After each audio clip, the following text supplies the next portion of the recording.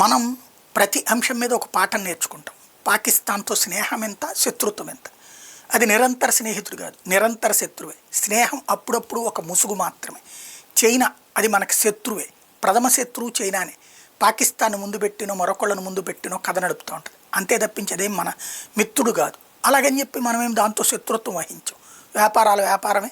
అదేదో అంటారు కదా, బామ్మరి వంగ తోటగాడ బావు బావే వంగ తోటగాడ కుదరదు అనేటటువంటిది. అట్లాగే మనం ఎంతవరకు అంతవరకు. అట్లాగే అమెరికా మనకి మిత్రుడు ఏం కాదు, మిత్రుడు ఏం కాదు, అట్లాగని శత్రువు కాదు. దాని స్వార్థం కోసం అది పనిచేస్తుంది, మన స్వార్థం కోసం మనం పనిచేస్తాం.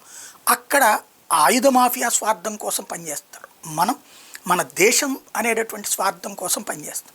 వాళ్ళకి బుద్ధి వస్తుందా? ఒకప్పుడు తీవ్రవాదులు పెంచి పోషించింది అమెరికానే, రష్యాని దెబ్బకొట్టడం కోసం. అదే తీవ్రవాదులు మొత్తం యూరప్ దేశాలని గడగడలాడించారు.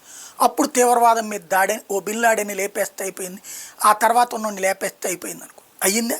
మళ్ళీ అదే తాలిబాన్లకి ఆఫ్ఘనిస్తాన్ అప్పచెప్పి చోద్యం చూస్తుంది.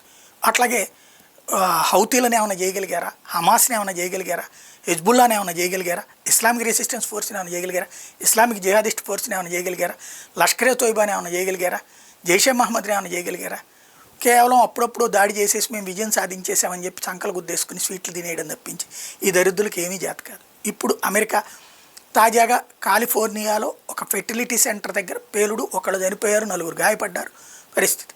అక్కడ యాక్ట్ ఆఫ్ టెర్రరిజం అని FBI చెప్పింది. బట్ ఏమైనా యాక్షన్ తీసుకుంటారా? ఏముండదు. వాళ్ళ బుద్ధే అంత.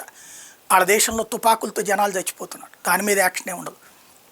మతిస్థిమితం లేకుండా అనేటటువంటి పేరుతో దాన్ని క్లోజ్ చేస్తారు. అట్లాగే ఇదేది లారీలు వేసుకొచ్చేసి జనాల గుద్ది చంపేస్తుంటారు, అది మతిస్థిమితం లేదని రాసుకుంటుంటారు. అంత తిక్క దేశం ప్రపంచంలో మరి ఎక్కడ ఉండదేమో.